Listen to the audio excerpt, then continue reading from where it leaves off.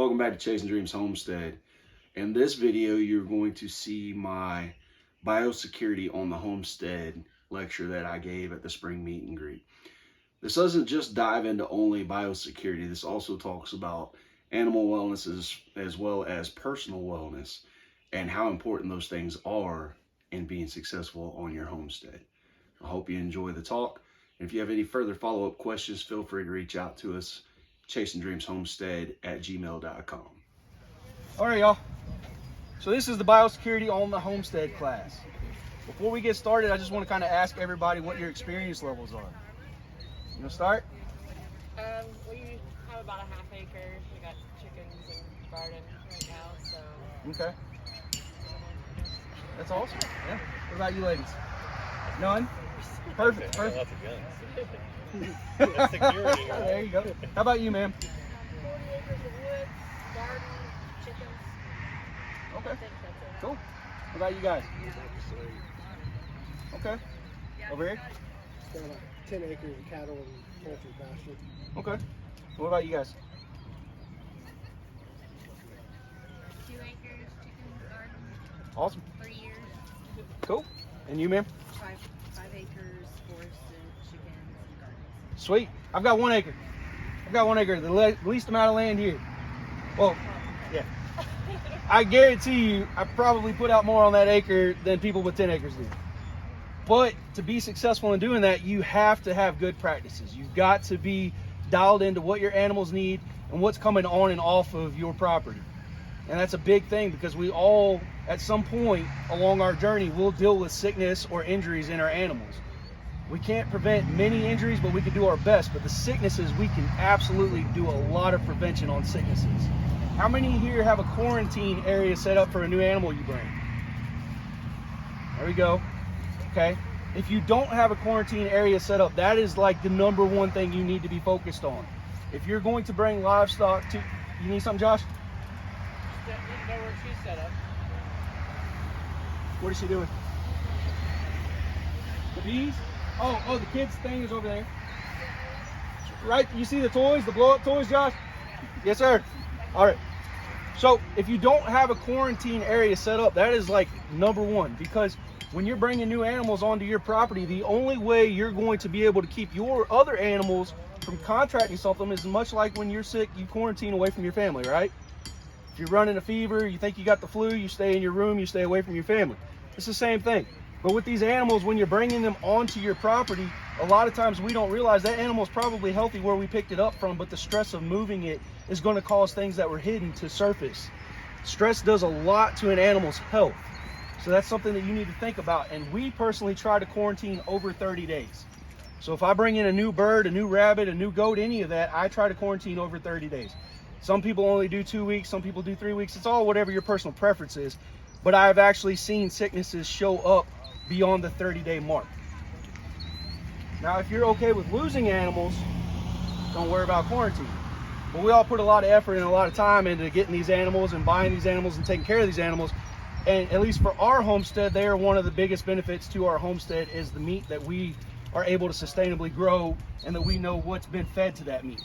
So we care about their success. We want those animals to live their best possible life until the day that we harvest them. If you have set up quarantine pens, what kind of things do you do with your quarantine area? If you've set up a quarantine zone in your farm or your homestead, what sort of things does your quarantine pen have? Specific feed and water dishes that get sanitized after each animal gets moved. Yep, exactly. What else? So a lot of things can be transmitted just through the air, kind of like a common cold or any of those things, you guys. You know, everyone's COVID, coughing, whatever. Things can be transmitted through the air. So not only does your quarantine pen need to be isolated away from your animals, but you also need to keep that in mind. You don't want to have animals beside it that can also get sick just through the air. So a lot of times, if you can, you need to, at the very minimum, have a tarp. The further away from your animals your quarantine pen can be, the better though. And a lot of people will tell you that if you're on, what did the guy say? If you're on, the NPIP guy said, if you're on a football field or less, quarantining is useless. I don't agree with that, because my house is not a football field. And if my daughter gets strep throat, she stays in her room, we don't get strep throat, you know? So I don't agree with that. I think any measure you take to try to be successful in keeping sicknesses coming is a good thing. Whether or not it's the best thing, taking that step at least is helping you get in the right direction. So everybody got the point. Quarantine is important, right? I'm so serious. If you guys go to swap meets, there are great people that take animals to swap meets. If you go to livestock auctions, a lot of people get rid of their problems at livestock auctions. I wouldn't recommend getting an animal from a livestock auction. We've done it in the past. We've had mediocre success rates with those animals being healthy. But if you do, quarantine, especially if you have animals that you've already spent time building up that herd or that flock on your homestead or your farm. Chicken sicknesses, everyone has heard of AI. AI is supposedly everywhere. Now, when it comes to the chickens, unfortunately, wild birds will carry it as well. So you can only do what you can do as far as keeping the wild birds out. I mean, unless you have a completely concealed building, and even then, I've got swallows building a nest in my garage. So, I mean, they still find a way to get in, but you can do the best you can to keep other birds away. If you've got poultry netting, that will keep the larger birds from coming in. She mentioned the different food bowls and water bowls. Another thing you need to think about is if you go somewhere where there's a lot of animals, your equipment that you have on, your clothing that you have on, you can track things with you back onto your property. So it's a good idea if you're going to go somewhere that there's a lot of other livestock to take a different pair of shoes. Don't wear the same pair of shoes that you've wore on someone else's farm back onto your farm without sanitizing the bottom of those, because that is you're just tracking stuff. You know, we've all seen those little hitchhiker seeds that jump on you and then we drop them off, and now we've got invasive plants all over the property. It's the same thing. You don't want to track anything back to your property. When you go to someone else's property, a good way to tell if they're pretty serious about their biosecurity, they will say, hey, I need you to dip your shoes in this cleaning solution before I can take you around my facilities. That'll let you know, hey, they care about what they're doing. Some things like in chickens, the MG, the mycoplasma, that spreads through dander. So your clothing will have the dust from them, the dander. So you need to change your clothing if you've gone to a farm or a livestock auction or a swap meet before you go around your animals. When you're going from the quarantine pen to your animals, the same thing. Don't wear the same clothes that you've worn in your quarantine pen around your other animals, because then your quarantine pen is kind of useless, right? You've just tracked everything from that pen to your other animals. Is there anyone out here that's worked in the medical field? Okay, anybody else? All right, what do you do? Say again? Yep. What about you? Okay. So what are some quarantine steps that your hospital is taking when someone comes in with something infectious? Right, and you don't wear them out, right? Exactly. Right, exactly. So that's just the way to think about it, is think about what you would do and what your grandparents told you to do if someone in your house was sick. The same thing, the same rules that apply to us not tracking sickness through us applies to our animals as well. Okay, now the next thing to do is you got to think about the nutrition and the health of your animal. You've got to keep your eye on your animals. Okay, so if you notice that an animal's starting to get down or seeming different, you need to put hands on them. You need to check on them. There's a reason I go into my coops and I collect the eggs versus having an outside box. I want to physically see my animals. So those are other things that you need to be attentive and alert to, things that might be going on. And if you notice it, then you need a good, valuable resource like an online group that you can ask questions about symptoms you've seen. I would strongly recommend that folks look into getting hardcover books and things to that nature, because what are you going to do? You know, the power's down, you can't get on the internet, whatever. So it's always good to have that backup. We've got a hard copy library at our house, and I know if I need to, it's not as fast as Google, but I can find what I need in those books. So these are all good things to get in the habit of doing. You really want to work on trying to get your mindset and how you're going to most benefit by taking care of your animals. I know we all get excited. We see a cute animal at the swap meet or wherever and we want to bring it home. But then if we don't do the right steps, that cute animal has now been a Trojan horse and got our whole homestead sick. And these things happen all the time. Has anyone ever heard of chicken mites or chicken lice, poultry lice? Exactly. Those things, even if you don't bring new animals in, those things happen.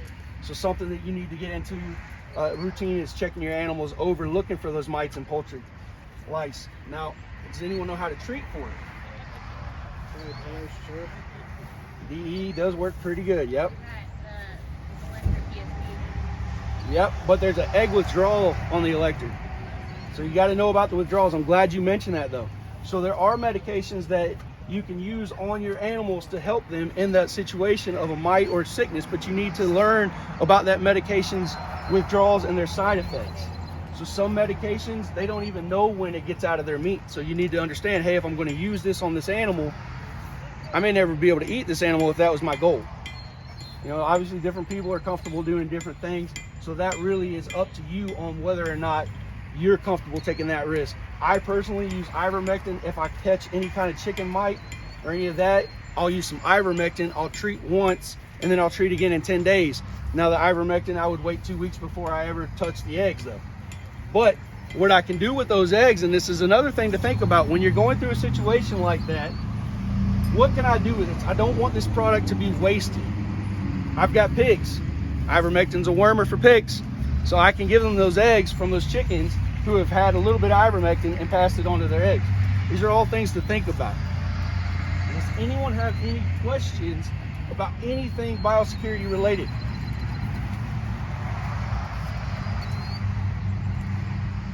Do you do anything to like preventative nature? Like I like to put biochar and things around because that will absorb pathogens rather than help take care of them. Absolutely. Absolutely. She mentioned biochar, and she's right, that does absorb pathogens. And another thing to do and to think about is a lot of people deal with some sort of sickness because they've got no ventilation in their building for their animals too. So you need to think about having proper facilities for your animals. So ventilation will help. I also add things to their feed that I know are natural antibiotics and natural immune boosting things like hot peppers, oregano, and those type of things. Is there anything that you guys use in your animal feed that you know or have heard helps with those things, boosting their immune systems? Yep, apple cider vinegar is awesome. Anything else? Garlic, yes. Yes, I consume a lot of garlic too. I like to hike. Keeps the ticks off to a degree. I still get them, but not as much as the kids do. What else, guys? Yep.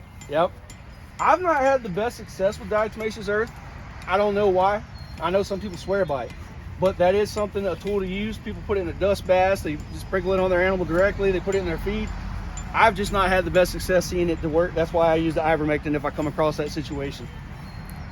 What else? There's a whole mess of herbs, oregano, cayenne, and things like that you can mix in, specifically with your poultry feed. It helps with various different antimicrobial, bacterial, probiotic issues. Absolutely. You can give that to your goats too. Yep. She said the same thing, the diatomaceous earth, the oregano, and all those things. Now, another thing to consider is where do you get your feed from? Do you just get it wherever you can find the cheapest feed? Or do you find a product that you trust the source and you continue to go to that one place? Where does everyone get their feed from? You get from Tad? There you go. Amish. Okay. And you always go back to the same feed source? Good. And that's important. And the reason I ask that is because if you do run into an issue with your animals, that takes out variables. Because you know I've gotten that feed from that same source time and time again. The same with hay. The first time I ever dealt with pig mites, I bought some cheap hay that I was using as bedding. I'd never even seen pig mites, didn't even know what it was. Gave my pigs mites from the hay. So now we only buy hay from the same source. These are all hard lessons that we've learned over the years. Another thing to consider is we have bought poultry from a breeder that we knew their poultry were healthy. We knew it, they were NPIP. We used to think NPIP meant everything. It doesn't, but that's a different talk. But we knew they were clean. We knew their poultry were clean. These chicks were the same age as chicks that we had, same size. So we put them in the brooder together. Within 36 hours, my 3-week-old chicks started dying. I lost chicks left and right. I was like, what in the world? I knew it wasn't the breeder because her stuff is clean. I talked to the vet, and the vet explained to me. So just because my animals are healthy and her animals were healthy doesn't mean that her animals weren't exposed to something that my animals weren't ever exposed to, and they had immunities to it. So I unknowingly brought something that my animals weren't exposed to, and it killed them really quickly. Anybody ever hear of smallpox? You know, we came over, we brought it with us. People that were never exposed to it, sadly, we know what happened, right? So that's something else to consider. So I know it's really difficult to have multiple brooders. It's time intensive, but you don't want to put chicks with chicks if they're not from the same farm. It's just another step of quarantining, and it does seem to be excessive, but honestly, the more OCD you get about it, the better benefits and the better outcome you're going to have with keeping your animals alive and having a good, healthy herd or flock on your homestead. Now, what do you guys do for yourself, though? This isn't just about the animals, because if we're sick, we can't work the homestead, right? I mean, we can, but we're going to be dragging butt. We're going to be feeling sorry for ourselves. So what do you guys do for your own selves? Wash our hands, right? I hope so. You guys take anything to boost your own immune systems? Olive oil to boost your immune system. I'm gonna have to look into that. I've never heard that. Thank you. That's got polyphenol in it. Okay. Olive oil. Learn something new. Thank you. Yeah. See, this is interactive. You guys thought I was just gonna be up here talking and you were gonna get to listen. No, it doesn't work that way. I'm sorry, we couldn't hear what He you takes olive oil every day. A teaspoon of olive oil every day with polyphenol. He said it has to have the polyphenol in it. Says it's good for your joints and to boost your immune system. I'm gonna look into it. I'm always willing to learn, so that's awesome. Thank you. Colloidal silver, yep. Luna over there, bruise it. So, yeah, awesome. Yeah, I've heard great things about that, and using it to treat animals too. Yeah, absolutely. What else? lower your sugar intake immediately. Yep, your diet is important. That's why I was talking about the nutrition with the animals. Knowing your feed source, giving them good feed. At the end of the day, you're going to get back out what you put in. And it seems like common sense, but it's so easy, especially with the cost of inflation, to go for that cheaper bag of feed or the bargain deal or they've got a discount at this store. But then you're introducing variables if you start going shopping elsewhere and whatnot. We go to the same feed mill, we use the same recipe time and time again, and that's just, it's helped us out a lot. And like I said, we learned that lesson from the hay. You know, we just, $25 round bills for bedding, it was cheap. I was like, let me get it. And I paid for it in the long run, you know? The one right there in Mitchell. Yep, because they've got a lot of specialty items that our local one in Pekin doesn't carry, so I go up there. And they said it was because a lot of the Amish customers were asking them to bring in those specialty items, so they carry them. Yep. All right, so everybody's taking stuff to boost their immune system. They're keeping track on their diet. They're eating healthy. What about walks? Just mentioned putting your eyes and your hands on your animals. Well, it's pretty good exercise to just walk around your property, right? I mean, I only have an acre, but I promise you, if I make 10 laps, I know I made 10 laps. I know it. So walking around, checking on things, just little things to keep you healthy is going to give you a better fighting chance if you do come across some sort of germ or some sort of sickness, you know? And I mean, what were they talking about with COVID? Comorbidities was the biggest issue. People that had underlying health issues. So that just as important as taking care of our animals is taking care of us. Being cautious who you buy from. Asking people if they can vouch for them. Asking those people if they have references. These are all important things. 9 out of 10 times, if you're getting something from a registered breeder, they're going to put a lot of effort into putting out that product because they are now registering it. Their name is on that paper. They can't get away from that animal. You know, if I go to the swap meet and I buy a chicken from Joe down there and then I get home 2 weeks later, that chicken's sick, I forgot Joe's name and I got no way of tracking him down. The swap meet guy's not going to remember his name either. You know, he's gonna be like, I had 200 vendors, dude. I don't know who Joe was. It's just how it works. So it's just be smart about the choices you make with your own health and with your livestock. Yes, ma'am. Do a lot of ferments. So chickens can get scobies, kombucha scobies. Chickens can have the rest of the yogurt. that, you know, I do it for myself, but you can share with your animal. You have She's a sick absolutely an- right. You have a sick Yep. animal, right away put yogurt in their Yep, she's absolutely right. Gut health, and that's something that just 2 years ago I started really learning about the gut health. It's like 70% of our immune system. Same with your animals. If you've got ruminant animals that need to eat grass and forage like that, if their gut gets out of whack, it's really hard to get them back in. Does anybody got goats or sheep out here? No goats or sheep owners? There you go. Yep. What happens if they get out of whack? I freak out in the morning on What she just said. Sadly, what she just said is ultimately the outcome more often than not, unfortunately. So it's really important to keep track of those things, and that goes back to keeping your eye on your animals. If you catch it early on, you have a better chance of helping them overcome it. Anybody got any pigs? I know you got pigs, yes sir. Anybody else? All right. What do you do for your pigs? Do you get them any kind of wormer? Are they on dirt or are they on concrete? They are on dirt. They do get a wormer, and they also so like all of our animals, we try to feed like pumpkins and stuff Yep. for just worming purposes alone. Mm-hmm. That's really the only reason we don't grow pumpkins. It's just for all the animals. Yep. charcoal. Charcoal, yep. Charcoal's really good for them. So he mentioned growing the pumpkins as a wormer. Now, pumpkin is a natural dewormer to an extent. Those seeds will catch the large adult parasites, but they won't take the eggs. So you do need additional wormers. We did the same thing for years, and we still give them pumpkins because, I mean, it's a great food source. It's easy to grow, so we still do it. But I don't rely specifically just on the pumpkins. Now, I'm a fan of Safeguard. I like Safeguard, and for the pigs, it's super easy. I can just put out some pellets in their feed, and they'll eat it right away. Whatever you use is up to you. But if you're going to raise them on dirt, at some point in time, you're going to deal with parasites in your animals. It's just going to happen. Same with goats, sheep, all those different things. And some people will tell you this breed is more parasite resistant than the next and all those things.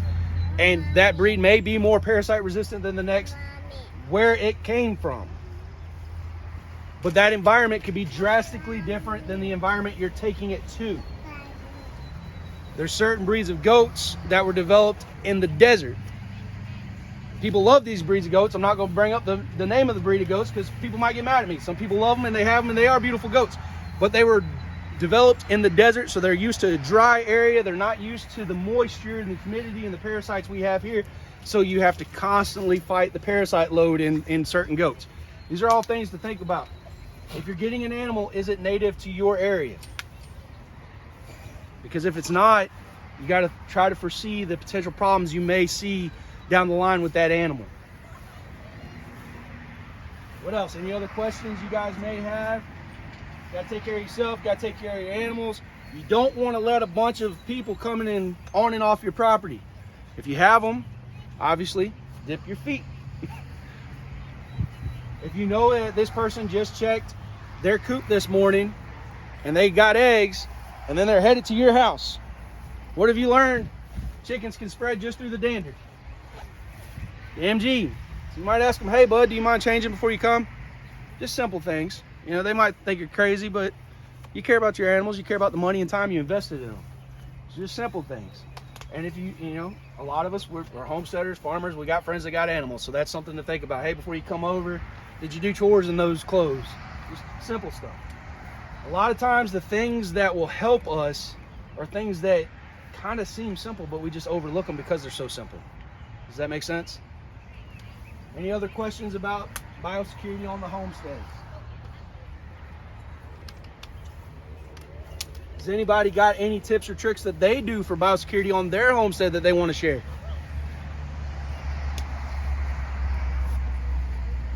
No.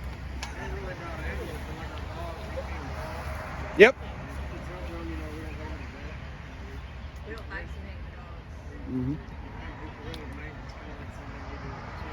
Yep. Yeah. Absolutely. Yeah. That raw diet is phenomenal for our dogs. I miss being able to do it. When we were in Carolina, we had access to chicken really, really cheap. We don't have that same access here, but it was great. Absolutely. What was that? Raw diet for his dogs. They're healthier, less problems that way. Anything else you guys do around your homestead that I didn't mention that would benefit the group?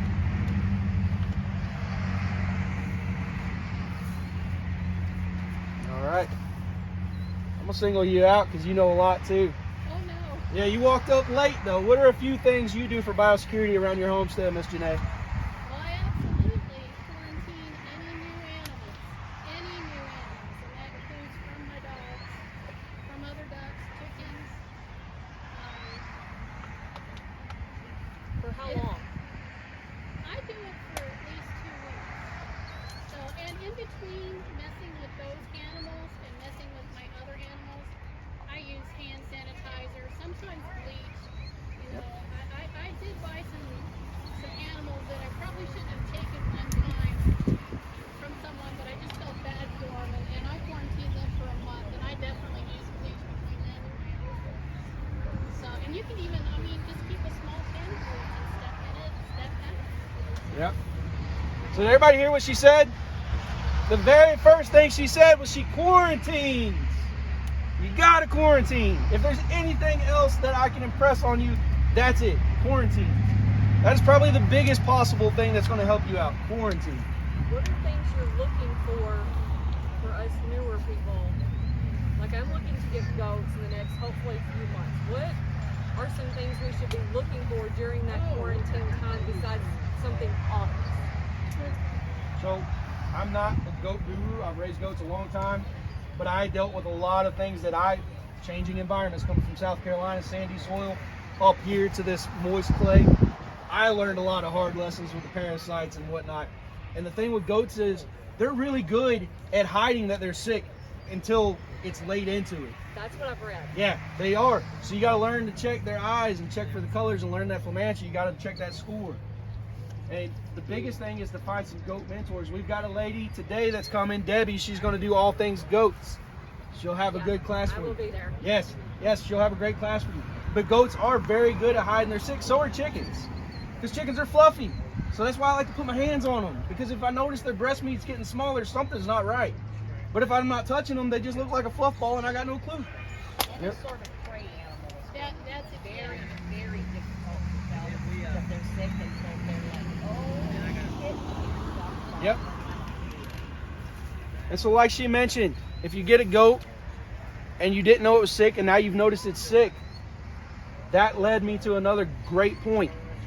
If you know you're going to get an animal, research about the animal, research about what they need housing wise, but also research about what medicines they may potentially need with different illnesses and different injuries, and stock up on that first. So you're not in a, oh crap, my animal's sick, I just realized it, it's 11 o'clock at night, I just got done doing chores, there's no store open for me to go get medicine. And another thing, what time is it, sir? I thought you were checking your watch. What time is it? All right, I'm almost wrapping this up. And another thing to think about, guys, is it's June or July, I can't remember. They're about to make getting antibiotics a lot harder. So if you don't already have livestock antibiotics, you might want to get it. Time's ticking. I think it's June 1st. Yeah, June 1st, she thinks. I mean, other than that, they're going to make it to where you got to get them through your vet. I don't know about you guys as livestock vets or farm vets. Ours is like crazy to get him to be able to come out. He's so busy with his domestic practice, getting him to come see the farm stuff. It'll be 3 weeks. I will already lost the animal by then. So as a homesteader and a responsible animal owner, you need to think about what are things that I can do on my end that I can learn to be able to take care of that animal myself. That's huge. That could be the difference in costing you that goat she mentioned or not. If she's done her research and she's got some medicine on hand, she can start trying to troubleshoot and give that goat that medicine versus waiting 3 weeks on that vet to be able to come see it. 3 weeks, they're not going to make it 3 weeks. For an animal that, you know, you've asked about what their herd is like, if it, you know, was a closed herd, if they're well taken care of, if you're putting out the money for that, that's not something you want to throw away. Exactly. Like she said, that's an investment that you made now into that animal. You don't want to throw it away. So do your research. I've done this mistake myself early on. Me and my wife got excited. It was a cute animal. She wanted it. We jumped in. We didn't even have a pen ready. We learned the hard way, and that's what's going to happen. Homesteading will teach you lessons the hard way, but they stick with you the best. They do. And I say that the losses make the wins that much sweeter. And over time, you'll have less losses if you start implementing good practices. One thing I found to be pretty helpful was I have at least one close friend who also has goats. So, like, I went to buy the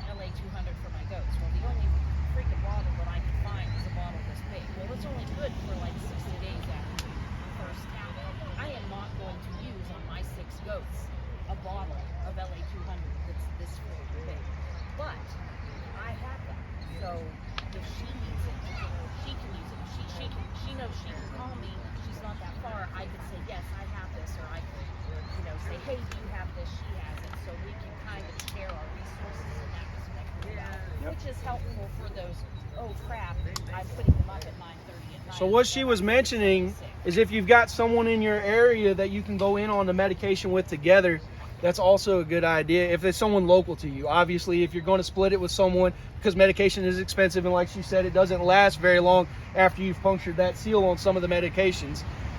Have someone nearby that you can go in on it. That's a great idea. I mean, and just people around here. I mean, Yeah. like, you know, if you're that, if you have to eat, you know, not The shelf life on ivermectin, I think, is 2 years for each bottle. hey, I need this. You have to look. It'll tell you the expiration date. And generally, for most supply inventories, it's first in, first out. So they're going to push all the older stuff to the front. So dig to the back and get the stuff that's going to last a little longer, okay? Yeah. So most medications, they'll tell you, oh, it's expired. The worst thing that actually happens is it'll lose its efficacy over time. It's still fine to take, but over time, the potency won't be there. I've never grown penicillin, but that would be cool to learn how to do. Yeah, that'd be really cool. If you figure it out, let me know. I'll come learn from you. Yeah, that'd be awesome. Our first aid stuff all together too. Yep. And I'm constantly adding to our chicken first aid kit all together in one tote so that I don't have to search and hunt. Exactly. Organization. That's very important. Organization. You got an emergency, and like she just said, you don't want to be running to this room, that closet, that drawer, trying to find the meds you need. She keeps it all in one tote. Very smart. That's great. That's a great point. Y'all, if you've got any further questions, where's our notebook? Oh, it's passing around. If you've got any further questions, you can write them down on the notebook, write your name down, and I'll get you an answer on them. But my class time is up. I don't want to keep going into Leslie's time. She's going to talk to you guys about rabbits. Any other quick question before we end it? All right, thank y'all. Thank you.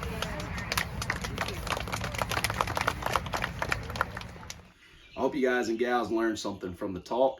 If you've got any of your own tips or tricks that you've applied in your biosecurity program on your homestead or farm, feel free to share them with us in the comment section as well. If you like what we're doing, like and subscribe. And as always, y'all, until next time, keep dreaming.